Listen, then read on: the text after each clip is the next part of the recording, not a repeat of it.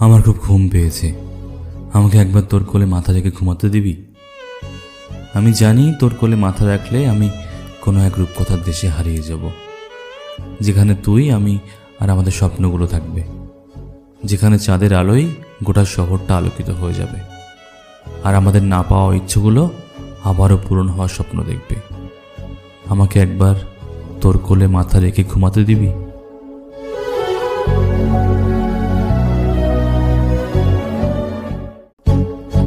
আমার খুব ঘুম পেয়েছে। আমাকে একবার তোর কোলে মাথা রেখে ঘুমাতে দিবি?